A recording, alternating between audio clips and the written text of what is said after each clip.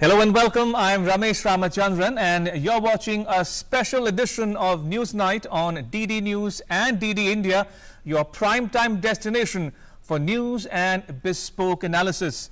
It's good to have you again with us.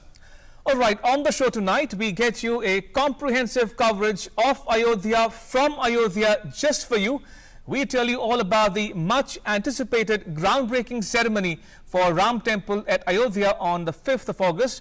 We'll take you live to Ayodhya for the latest. Also on the show, news and updates from around the world.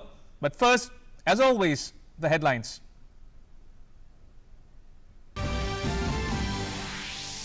Ministry of External Affairs strongly condemns issuing of so-called political map of Pakistan by its Prime Minister Imran Khan. Says these ridiculous assertions have neither legal validity nor international credibility.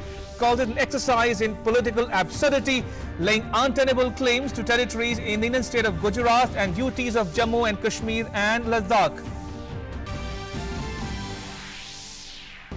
Prime Minister Narendra Modi to attend the foundation stone laying ceremony of Ram Temple at Ayodhya on Wednesday. He'll pay obeisance to Lord Ram's deity and also offer prayers to Lord Hanuman at Hanuman Gadi.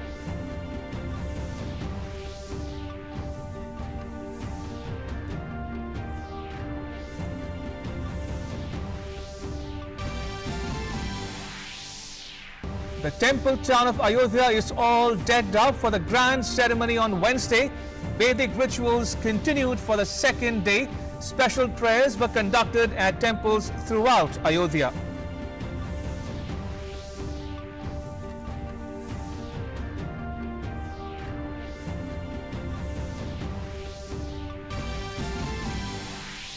Festivities begin in Ayodhya ahead of the Bhumi Pujan ceremony on Wednesday. The banks of the Saryu River illuminated with thousands of lamps on the eve of the momentous occasion.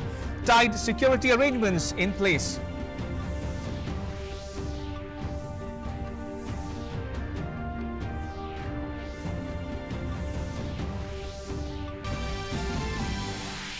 The rate of recovery from COVID-19 in India improves, reaches a new high of 66.3% with over 12.3 lakh recoveries. India's total recovered cases are now double the active cases. Fatality rate declines further to 2.1%, a record number of 6.61 lakh tests conducted in a single day.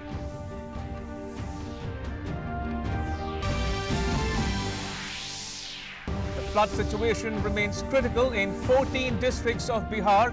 56 lakh people affected, 42,000 people evacuated. Flood situation improves in Assam. Heavy rains lash Mumbai, cause waterlogging. Met Department has forecast heavy rains in Mumbai over the next 2 days.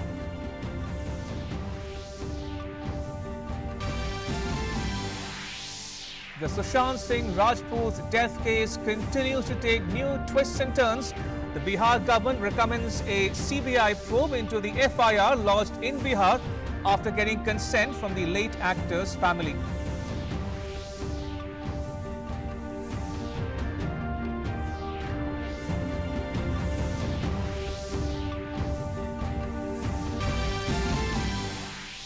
UPSC announces the 2019 Civil Services exam results. Prime Minister Modi congratulates the successful candidates, says an exciting and satisfying career of public service awaits them, tells those who did not get the desired result that life is full of opportunities.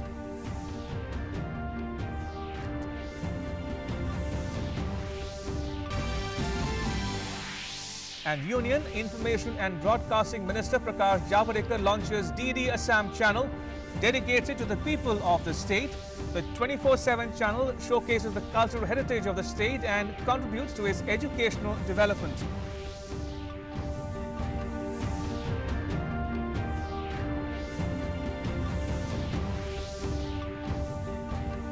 All right, in news just coming in, responding to the new so-called political map issued by Pakistan's Prime Minister Imran Khan, the Indian Foreign Ministry has said, and I quote here, "This is an exercise in political absurdity, laying untenable claims to territories in the Indian state of Gujarat and our union territories of Jammu and Kashmir and Ladakh.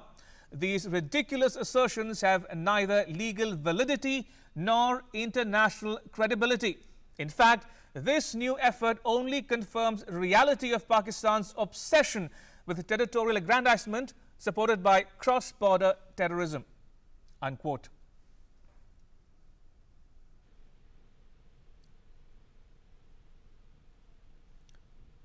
Right, so that's the news just coming in. India reacting to the so-called political map of Pakistan released by its Prime Minister Imran Khan.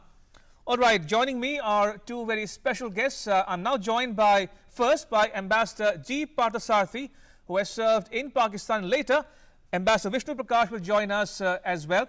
If I can start with you, Ambassador Parthasarathy, completely absurd claim there in the so-called political map, isn't it?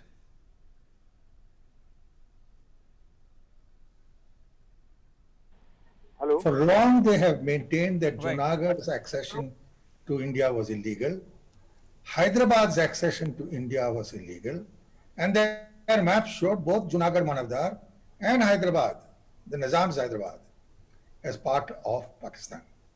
They never accepted it. They also had claims to Bhopal.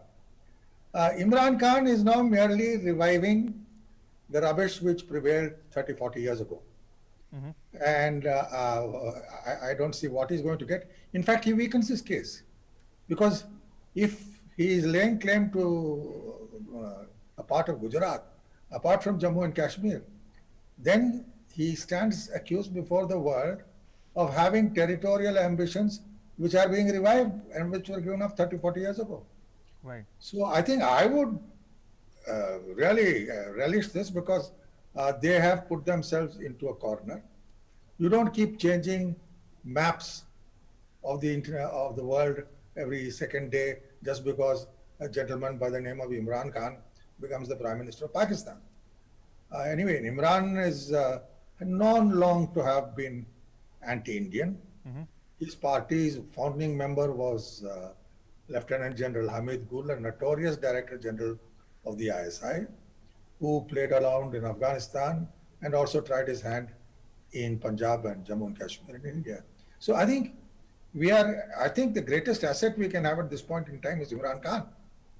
Because when a man goes so absurd, the world starts laughing that you are changing your maps to have a new map which nobody in the world recognizes. Jammu and Kashmir, went to the UN. So you do find it in old UN maps. So that's the reality. But he's inviting ridicule, and I think people in Delhi must be having a good laugh. I can also see our mission in the UN having a good laugh. Right. So, Ambassador Parthasarathy, while we are waiting for Ambassador Vishnu Prakash to join us on the discussion, from what I understand, this has to be dismissed with the contempt it deserves. What do you make of the wording of the Indian Foreign Ministry spokesperson's statement, in particular describing it as enjoying neither legal validity nor international credibility, also going on to say that this new effort only confirms the reality of Pakistan's obsession with territorial aggrandizement supported by cross-border terrorism? No, territorial aggrandizement, this is something Pakistan should know, that people who live in glass houses should not throw stones. They seem to have forgotten that the Pashtuns of Afghanistan, which means even parts of Pakistan, never accepted the Durand Line as a border. And even the Taliban used to say that their border extended up to Attock. So if they want to play new maps, yes, it can be played in all directions, everywhere, and we don't have to do anything. Nobody in Gujarat or Manavdar is asking to go to Pakistan. But there are a lot of Pashtuns, including the Pashtun Tahfur Mahaz, which certainly entertain claims of a larger Afghan state, which existed before the British changed the border with the Durand Line. So I think I can just term their move as childish and bordering on requiring ridicule. And I think they will do a good job of that. Ambassador Parthasarathy, this has the fingerprints of the GHQ and the ISI written all over it. This cannot be just Imran Khan. Imran Khan is fronting for some other elements or players in Pakistan. Help our viewers understand why this so-called political map now, the timing of it. Well, what you said about the army, they say that every country has an army, but in Pakistan, the army has a country. Now, obviously, this would not have been done without consulting the military, but the military knows that Gujarat and Manavdar is well beyond, it's not on a landed boundary or border, and I don't think the Pakistan Navy can take on even Bhutan if it had a naval force. So, as I said, it invites only ridicule. And all these things can easily be exposed. Now that they've said it, it's on their official maps. It'll have to be distributed as their official map, And whatever we may say, we have not poked our nose into what Pakistan and Afghanistan's border should be, or what the Baluchis want their border to be over a period of time. So I don't think we should descend to that level. So yes, it's a good opportunity to bring them into a greater ridicule. All right, on that note, Ambassador Parthasarathy, thank you so much for sharing your insights into this news just coming in of the Indian Foreign Ministry dismissing the Pakistani so-called political map released by their Prime Minister Imran Khan just a short while ago. And if I can summarize for you, the viewers who might just be tuning in, the news coming in this moment is that India has dismissed, rejected outright the so-called political map released by Pakistan. And I'm told we are now joined by Ambassador Vishnu Prakash as well.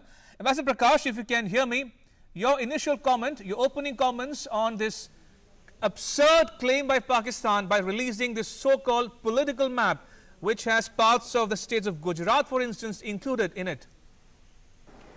Well, our neighbor, there is one good quality about them, that they are completely delusional and out to damage their own cause.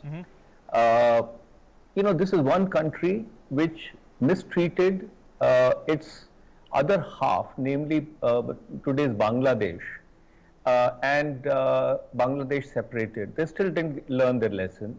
They are now mistreating Baluchis, Pashtos, Sindhis. And one of my colleagues told me when she had visited the Lahore Museum some 10 years ago, there was a huge map in the museum saying pre-partition Pakistan. So this is one country which can do anything, say anything. Their credibility is zero, but their ability to damage their cause is tremendous. It is, I don't know how Mr. Imran Khan has exercised so much restraint by not including the Western countries or the northern countries also in the political map. I mean, while he was dreaming, he should have perhaps dreamt a little bigger. Ambassador Prakash, I asked Ambassador Parthasarathy this question. I want to ask the same question to you as well. Put this into context for our viewers, and what do you make of the timing of this so-called political map and its release by the Pakistani Prime Minister Imran Khan? Surely he can't be speaking on his own behalf, but that of the GHQ and the ISI in particular. Well, I am a student of law, and if I remember my law of torts well, there was a judgment to say that if a man and a woman are in a dark room and caught in a dark room, it cannot be presumed that they were saying prayers. There has to be something more to it. Mr. Imran Khan is a protege of the armed forces. He has no political standing of his own, practically no. He is like a weathercock which will kind of point to the direction of the wind or point against the direction of the wind. Is as simple as that. So whether it is instructions or guidance or encouragement, whatever adjective you want to use from within or without, it is anybody's guess. Point is really fair and simple. It's as simple as that. Their ability to get their own house in order is zilch or poor. They are debt-ridden. They are a basket case. It's a narco state. It's a state which is being looked into by FATF, and now they are engaging in such a delusional exercise. I think that the honorable Prime Minister must have gotten down from the wrong side of the bed. That's the only explanation that comes to my mind. Indeed. Ambassador Parthasarathy, if I can come to you now, what is Imran Khan actually trying to say here? Help our viewers understand, if you will, about what is he actually trying to say to India and the world at large, and is he actually trying to divert attention, as Ambassador Prakash alluded to, from problems of his own domestically? I told you about the Gujarat portion of it, Junagadh. I recall that when I was in Karachi, the former ruler of Junagadh was given a flag, a Cadillac, and he flew the flag of Junagadh, and his car was numbered as Junagadh 1. So I asked my Pakistani friends, what was happening? Do you think you don't even share a border with Junagadh, and its flag is flying in your country? So, he just laughed it out. So I think even the Pakistanis realize that this is maybe thinking they're scoring debating points. But I go back to the very fundamental thing. Absolutely. They have played into our hand. When their maps depict in Junagadh also, then when they raise Kashmir, Junagadh also, we say, look at these guys. A erstwhile princely state where people held a vote and turned down flatly what Pakistan wanted, and they want it now 70 years later, then it's obvious that there is something wrong in their claims. So I think we should play this, one, with ridicule, and two, with sophistication. Ridicule to make it clear what a joke they are, and with sophistication, use it to your advantage, and we can, because now they can't go around and say, no, our claim is only to Kashmir, everything else is fine. Why Junagadh? Why is it in your map? I think we should play this very, very seriously and tellingly, because they've played into our hands. Fair point. One last comment on this discussion with Ambassador Prakash. Ambassador Prakash, Ambassador Parthasarathy says there are two possible reactions, probable reactions from India, one of ridicule and the other to be sophisticated in its response. Your thoughts, your concluding thoughts on this so-called political map controversy between India and Pakistan? There is no controversy at all. There is no political map. It's a piece of paper which is a product of a delusional mind or minds, and that's about it. As far as Ambassador Parthasarathy is concerned, he is one of the few senior colleagues who literally has the pulse on the political temperature or the political dynamics in this region and beyond. What he says is absolutely right. I think that even time may have come to give a taste of their own medicine to Pakistan, because this is one country which does not understand the language of peace, language of harmony, language of friendship. They are a terror factory is already operating there, and now they are opening up more fronts, whether, as I said, at the behest of people, the de facto power bases within the country or without. But we have to take it not just with a pinch of salt, but we have to just brush it aside with the kind of absurdity that this whole exercise is. Indeed. Just to recap for the benefit of viewers who might just be tuning in, our guests, Ambassadors Parthasarathy and Vishnu Prakash, seem to suggest that India must dismiss this with the contempt it deserves.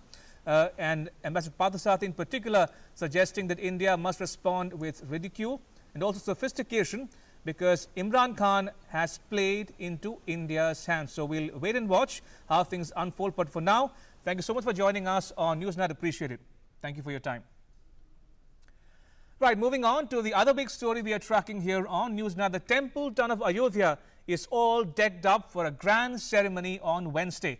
The town is painted yellow Walls of houses and other buildings around the temple complex have been given a new coat of paint. Preparations for the Bhumi Pujan of Ram Temple are in full swing. Here's a detailed report. Shri Ram Janaki बैठे हैं मेरे सीने में श्री राम जानकी बैठे. India waits with bated breath for a grand Ram temple at Ayodhya. The temple town is decked up for the groundbreaking ceremony on Wednesday. Vedic rituals continued for the second day on Tuesday. Preparations for the Bhumi Pujan are in full swing.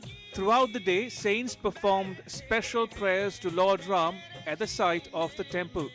A similar prayer was organized at Hanumangadi. अभिमतदाता हित परलोक लोक सुखदाता. इस कलिकाल में राम नाम से बड़ा कुछ है ही नहीं. और हनुमान जी ऐसे भगवान राम के सेवक हैं कि जो हनुमान जी राम राम रटते राम राम ही भजते रहते, अपने बसकर राखे Ramu. Ayodhya is painted yellow, the color of knowledge and auspiciousness. Hymns and prayers were recited continuously at temples in Ayodhya. A special festival of lights was planned in the evening on the banks of the holy Saryu River. Every effort was being made to make the Bhumi Pujan historic and memorable. Walls of houses, temples and other buildings around the temple complex were given a new coat of paint. Prime Minister Narendra Modi will reach Ayodhya on Wednesday morning for what will be a historic day in the life of Ayodhya and India alike. First on Prime Minister Modi's itinerary will be a visit to Hanumangadi. Afterwards, he will travel to the Bhumi Pujan venue where he will pay obeisance to the deity of Lord Ram. Also on his itinerary will be the release of a postage stamp depicting a model of Ram Temple. He will also plant a sapling. Joining the Prime Minister on the dais will be Mahant Nritya Gopal Das, Chairman of the Sri Ram Janmabhoomi Tirth Kshetra, Uttar Pradesh Governor Anandiben Patel, UP Chief Minister Yogi Adityanath and RSS Chief Mohan Bhagwat. The Ram Janmabhoomi Trust has sent out invitations to special invitees. At least 135 saints, including some saints from Nepal, have been invited. सनातन धर्मावलंबी के जीवन का हो सकता है कि इससे सुखद दिन ना हो कोई. एक स्वर्णिम दिन और एक ऐतिहासिक दिन है जो 5 अगस्त का है, जब आदरणीय प्रधानमंत्री जी श्री रामलला की उस पावन भूमि पर आधारशिला रखेंगे और हम लोग सौभाग्य से उस दृश्य के साक्षी बनेंगे. सारे लोग दीप जलाएंगे, सारे लोग सुंदरकांड का, हनुमान चालीसा का पाठ करेंगे, रामायण का पाठ करेंगे और बहुत ही अच्छा महसूस हो रहा है कि यह शुभ घड़ी का इंतजार काफी दिनों से हम लोगों का था. Security arrangements have been beefed up in the town. Water and soil from rivers across the country have reached Ayodhya from every corner for use in the construction of the Ram Temple. With Ashutosh Shukla, Ashwani Mishra and Shailendra Mishra in Ayodhya, News Night Desk, DD India.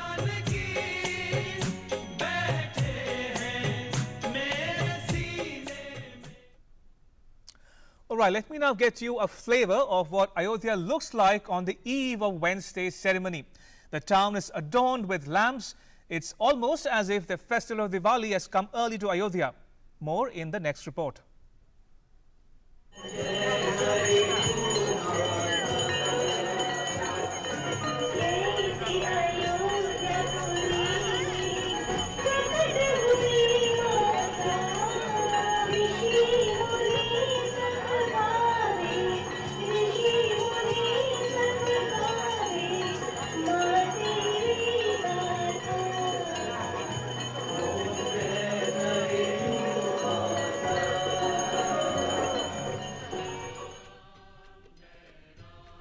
Ayodhya has always been beautiful, and adding to this beauty is that it is here that the incarnation of Lord Ram lived.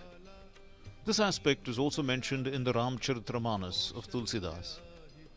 Ayodhya has once again assumed the same auspicious atmosphere. The city that Manu himself established, where the descendants of Ikshvaku ruled the land with justice, is sending a message to the entire world. Ayodhya is ready. It is waving banners. Saffron flags are draped everywhere. It is indeed a historic moment. Every terrace, every street, waving flags, sending out an invitation to every devotee with their songs of welcome.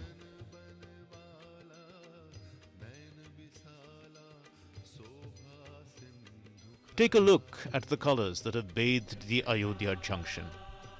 The red and yellow artwork of the Ram Darbar in the middle of the junction seems to convey the majesty of Lord Ram's reign, Ram Rajya. Ayodhya is adorned with lamps, like at the first Diwali, waiting for Lord Ram's return. And light has a message too. It removes the darkness of injustice and untruth. Hundreds of thousands of lamps shining together in the land of Ayodhya. The country being connected by a chain of lamps. The light of India's unity and integrity. The holy bank of Saryu is all brightly lit up. And the water too seems to have gained immense purity and reverence. The glow of light casts a halo around the banks. Every person, ordinary or important, in Ayodhya feels extremely fortunate that they are able to worship Lord Ram in the splendor of his avatar. In the same way, he had inhabited Ayodhya. The city is reminiscent of Diwali night. Everyone wants this moment to be written on their hearts forever as they bask in the mesmerizing colors. The occasion will be memorable. The temples, the adjoining buildings are all lit up with bright colors. The artifacts carved on the walls all overwhelmingly welcome Maryada Purushottam. These decorations are after all about Ramchandraji, the god among gods, the incarnation of Vishnu. Newsnight Desk, DD India.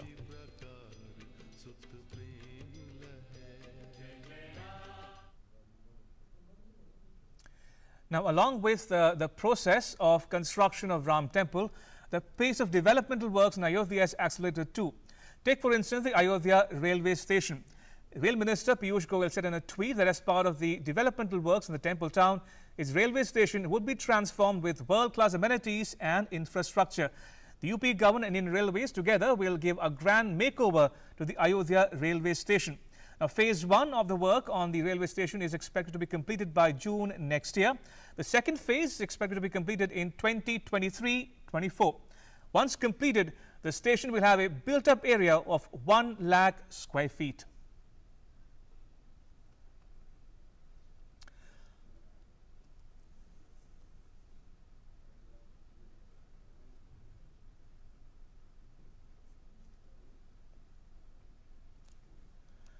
Right, so these are the models of the Ayodhya railway station as planned by the UP government and the Indian Railways.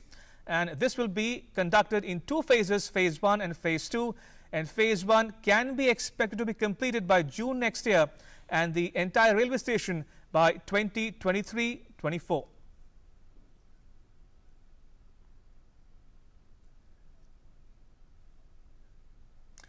All right, let's go now live to Ayodhya, where my colleague Shubhendu Ghosh is standing by with the latest. Over to you, Shubhendu. Fill our viewers in on all that happened in Ayodhya on the eve of the grand ceremony, and also give our viewers a sneak peek into what's expected on Wednesday.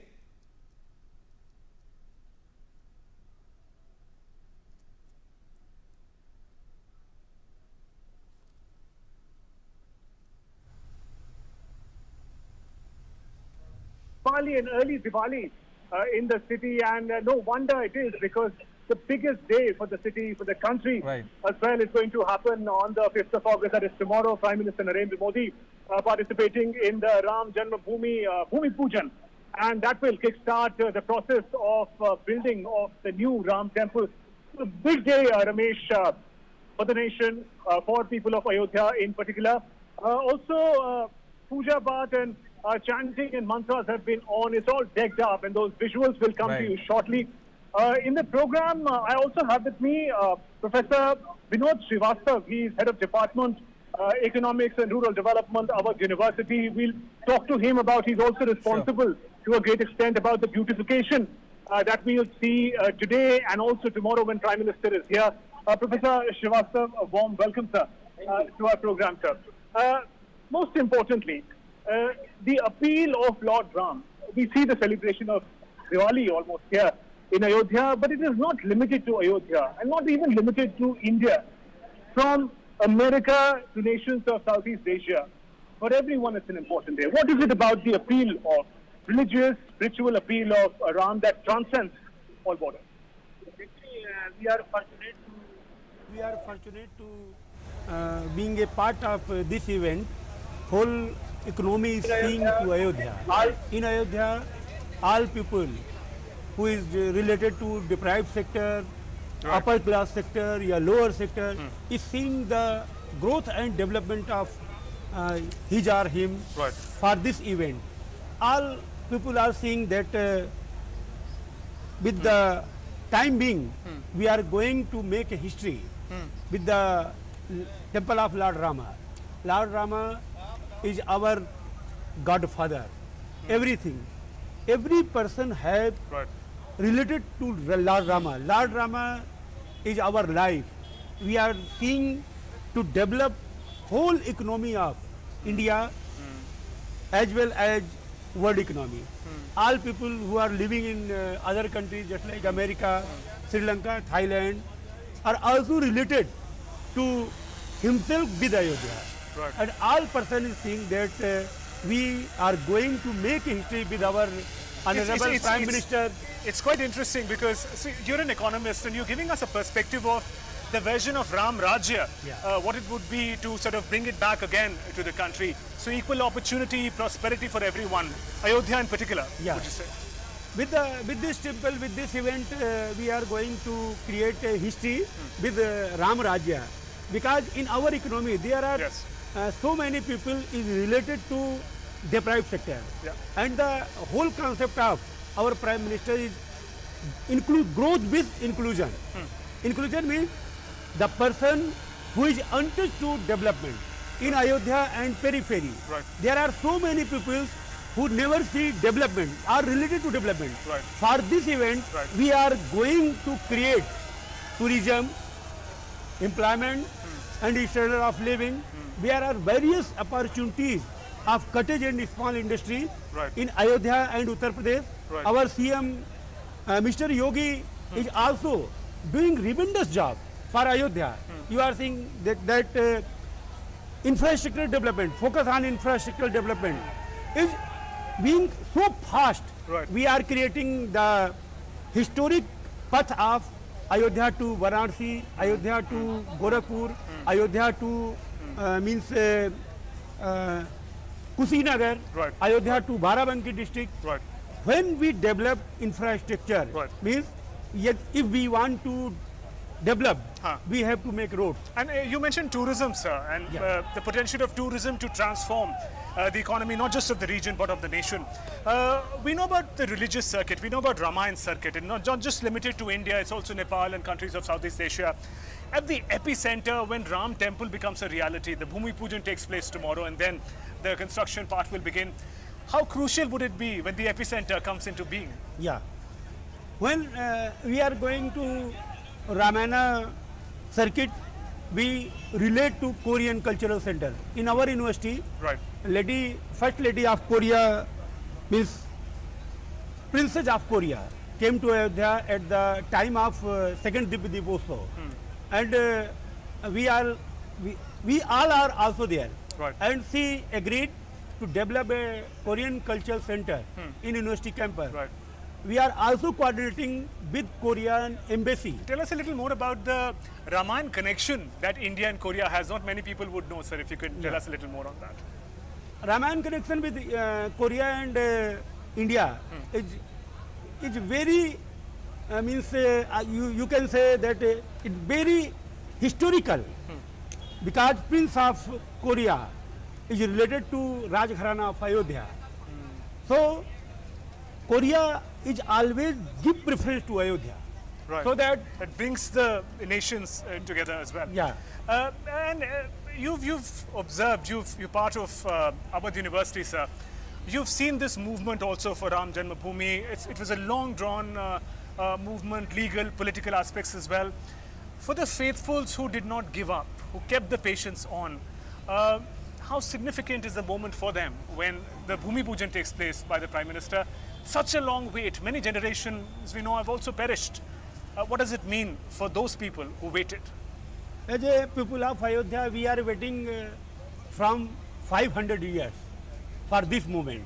What does it mean? What's your personal and a social feeling that goes on inside? My personal feeling is that this event is historical for us. It's the question of our survival. Right. Our means our region of this Ayodhya. So no doubt we are going to make a history and we uplift everything what we want. And our Prime Minister is doing. And In so this we'll- reference, I thank to our Prime Minister Right. for this event. Right. Grand And so we'll event. talk about other aspects as well. But interestingly, you are also associated with the beautification efforts in the run-up to this program. Just take us through what are the highlights. What is going to be special for the world to see here? I'm also coordinator of Fine Art Department.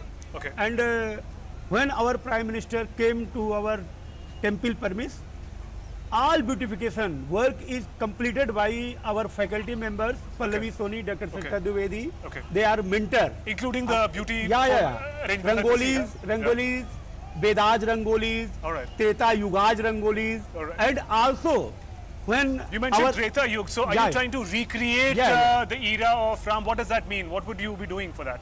we want to show Treta Yug culture, what culture is in Treta Yug, and how can we submit to in modification Right. with modernity, because the time is market economy. Yeah, but can you tell us what are those symbols, elements that you will showcase in the beautification process from Treta Yug? What about the Treta Yug? In Awadh region, there is a main theme of cultural view is Kohbar Pratha.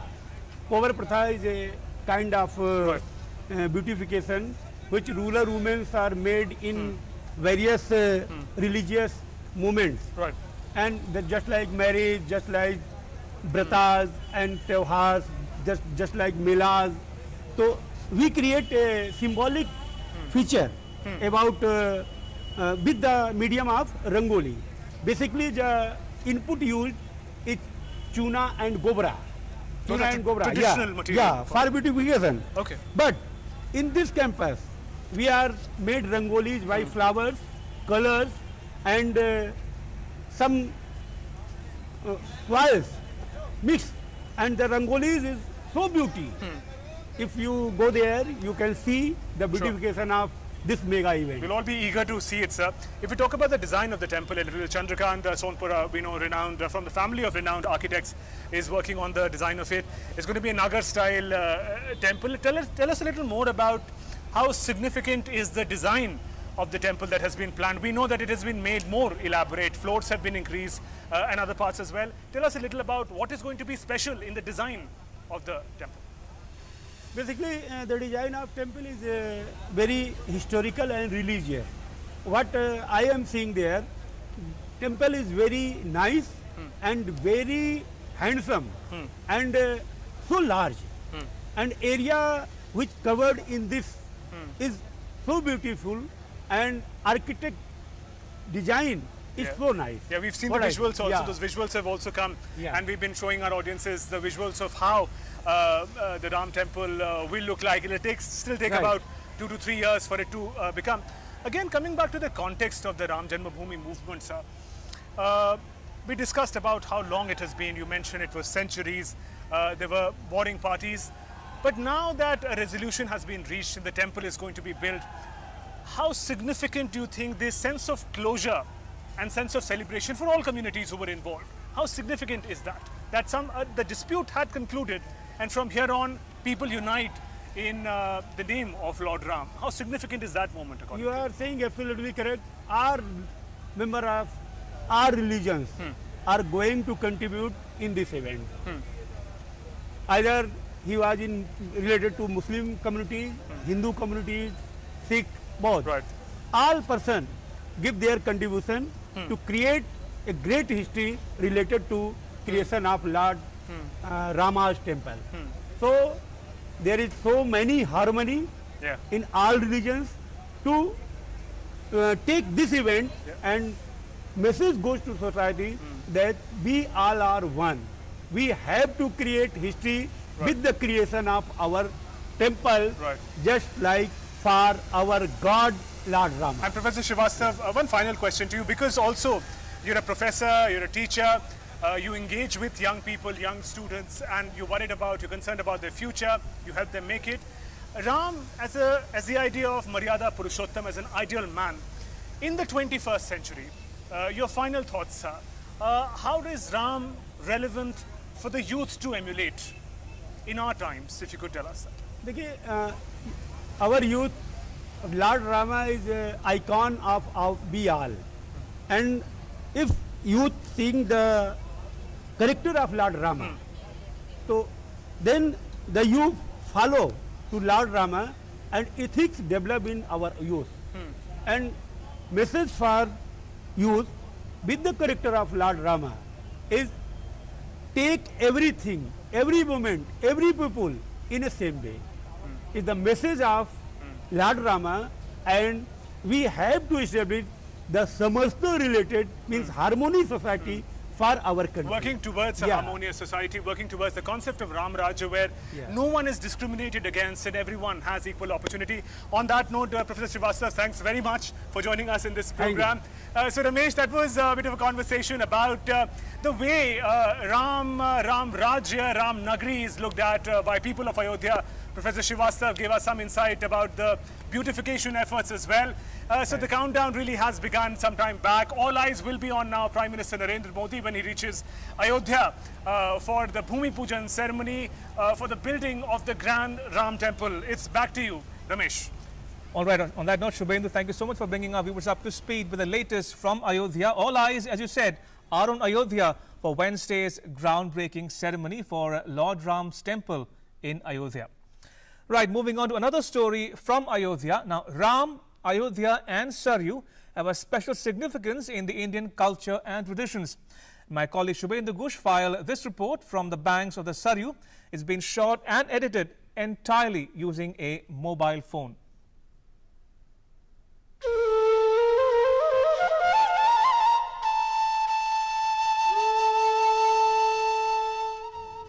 Flowing for centuries, quenching the physical and spiritual needs of humanity, this is holy river Saryu in the heart of Ram Nagri, Ayodhya.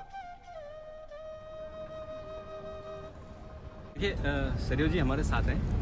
इनका उतना ही महत्व है जितना कि गंगा जी का है। और जो हमारे सामने आगे आप देखेंगे यहाँ पे लक्ष्मण घाट है। ऐसा कहते हैं कि अंत समय में लक्ष्मण जी यहाँ से अंतर्ध्यान हुए थे। उन्होंने शेषनाग का रूप लिया था और यहीं से वो सरयू जी में समा गए थे। और उससे करीबन 10 किलोमीटर आगे एक गुप्तार घाट है।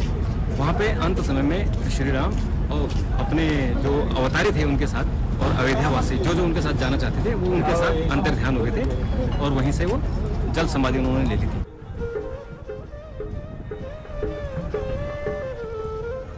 Next to river Saryu is Ram Ki Pauri. New and ancient temples are located on the entire stretch of the Pauri. As the countdown has begun for the making of Grand Ram Temple, the sanitation staff is also working hard to keep all the religious and spiritual centers clean for the devotees. Ram की पैड़ी ये जवन है सबले बड़ा बहुत बड़ा महत्व का बहुत है। सफाई करते हैं तो बहुत आनंद आता है। राम की पैड़ी में सफाई आनंद आ जाता है।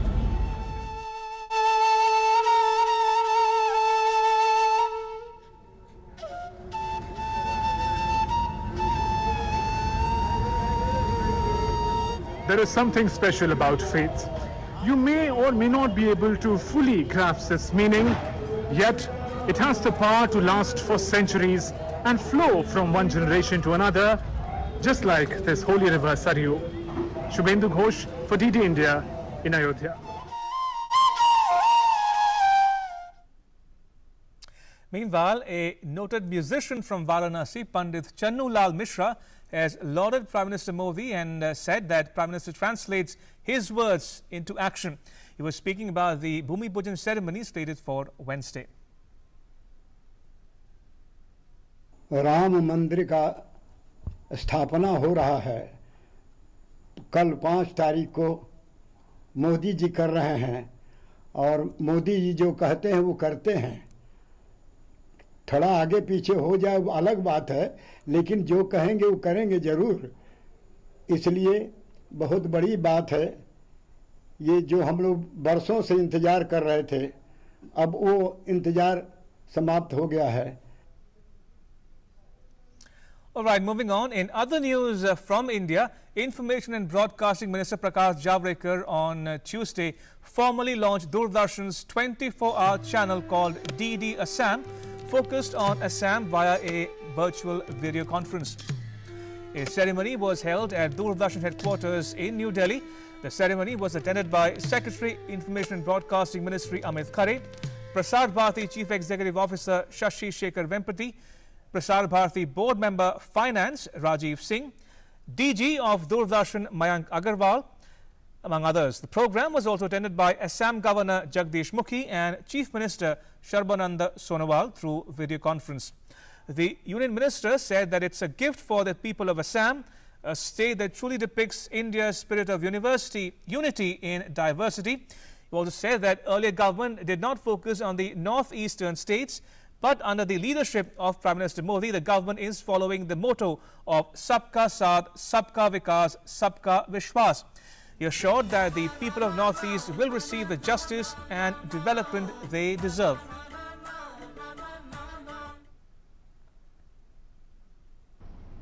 इतना ध्यान पूर्वोत्तर भारत पर कभी नहीं दिया गया था और इसलिए मोदी जी के नेतृत्व में पूर्वोत्तर भारत को न्याय मिल रहा है, मिलता रहेगा। और उसके साथ साथ ये दूरदर्शन केंद्र जो आज आसाम में शुरू हो रहा है, जो 24 घंटे चलेगा और आसाम के लिए प्रमुखता से काम करेगा, वो मुझे लगता है बहुत ही लोकप्रिय होगा। सब लोग उसको देखेंगे और उसमें बोडो सहित, बराक वैली सहित हर इलाकों के लिए भी अच्छे अच्छे कार्यक्रम होंगे। उसका बहुत अच्छा उपयोग होगा। विविधता में एकता का संदेश देने वाले आसाम को ये एक नए तोहफा है। To international news now, a massive explosion has shook Lebanon's capital Beirut on Tuesday, injuring a number of people and causing widespread damage. Now, the afternoon blast shook several parts of the capital and thick smoke billowed from the city center. People reported windows being blown out and a false ceiling dropping. The explosion appeared to be centered around Beirut's port and caused wide-scale destruction and shattered windows miles away. An Associated Press photographer near Beirut's port witnessed people wounded on the ground and widespread destruction in central Beirut as well. Some local TV stations reported the blast was at Beirut's port in an area where firecrackers were apparently stored. All right, joining us on the phone line is my colleague Abhishek Jha. Abhishek, help our viewers with the latest on this blast in Lebanon, the casualty figure and the latest reports coming in from Lebanon as well. Okay, Ravish, so far the casualty figure has not been released. However, the health minister of Lebanon, he has said that there is a high chances of casualties and both the number of injured people. Meanwhile, the reports, media reports and some photographers, they have captured videos and images where bodies have been seen trapped inside the debris across the street. And this, the whole impact of this explosion was so huge that that the window panes and people felt the impact across miles. This whole explosion has, we have also to understand that this whole explosion comes in the background of two major local events that is happening in these days. One is that a verdict is due on the UN tribunal is due to issue its verdict in the trial of 4 suspects in the murder of by a car bomb in Hariri. It goes back in 2005. And the another is that there has been massive protests by people in Lebanon. People are on streets because of the economic crisis. They are blaming for the government for not managing well, and there are a lot of unemployment issues and other issues also. So these 2 major domestic issues are also there in the background of this whole blast that just happened. All right, Abhishek, thank you so much for that update. Appreciate it. Right, time now for some international news in our World Wrap segment. Let's start our segment with news related to coronavirus pandemic. Now, the number of COVID-19 cases has reached 18.51 million worldwide. The death toll has exceeded 6.99 lakh. The World Health Organization says the number of COVID-19 cases in the Americas covered more than half of the global total, surging over 9.6 million. To contain the spread of COVID-19, Houston, the largest city in the U.S. state of Texas, will issue fines of up to $250 to those who violate the mask order. As the second hardest hit country, Brazil on Monday recorded 561 new deaths from COVID-19 over the past 24 hours, bringing the national death toll to more than 94,000. Despite the severe situation, Brazilians were seen flocking to beaches with protective measures not being properly observed after Rio de Janeiro reopened beaches on Saturday. European countries now take up roughly 20% of the world's confirmed cases as concerns over a possible second wave remain.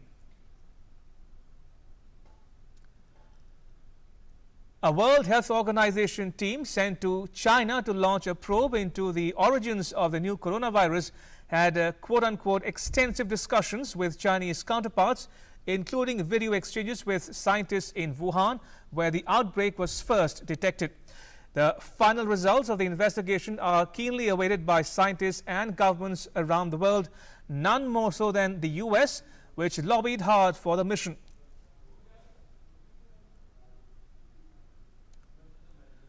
United Nations Secretary General Antonio Guterres warned on Tuesday that the world faces a generational catastrophe because of school closures amid the coronavirus pandemic, and said that getting students safely back to the classroom must be a top priority. Guterres said that as of mid-July, schools were closed in some 160 countries, affecting more than 1 billion students, while at least 40 million children have missed out on preschool. The largest produce market in Venezuela's capital, Caracas, is at the center of a worsening COVID-19 outbreak, but merchants continue to hawk goods there, distributing food to the city's 5 million residents, many of whom are starving. 3 days a week, down from 6 before the pandemic, some 10,000 people pack into the state-run Coche wholesale market to buy produce, which is trucked out to the city's supermarkets, providing a lifeline amid Venezuela's 6-year economic crisis. The market is a potential site of the high contagion due to its lack of social distancing. In some other news, organizers of a Thai anti-government protest demanded reforms to the monarchy of King Maha Vajiralongkorn on Monday, calling for this power to be curbed in unusually frank public comments. Defaming the monarchy is punishable by up to 15 years in prison under Thailand's lèse majesté laws. Police did not stop the 6 speakers, but said that any suspected offences would be investigated. Now, many of the 200 protesters were dressed like the fictional wizard Harry Potter, and some carried placards accusing the government of misusing tax money, an accusation it rejects. The crowd gave the 3-finger salute that has become a symbol of Thai pro-democracy campaigners.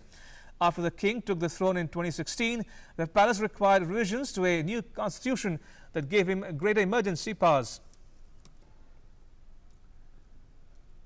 South Korea's longest spell of monsoon rain in 7 years caused floods that have forced more than 1,000 people to leave their homes, killing at least 13, with another 13 missing.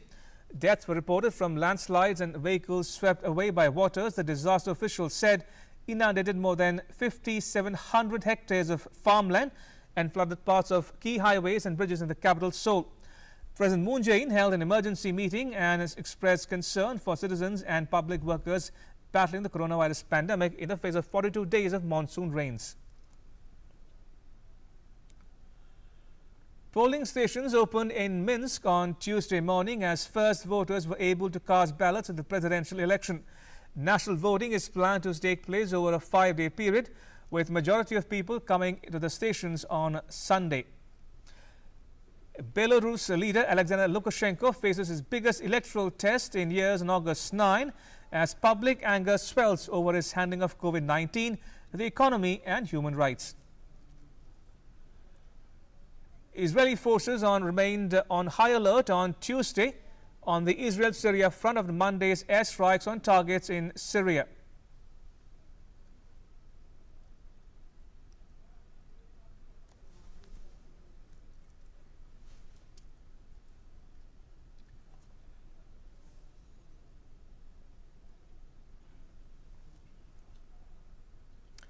That's a wrap on this News Night edition. But news continues here on DD News and DD India. You can catch all the latest updates on our social media, mobile and digital platforms. Thanks for watching. Bye-bye.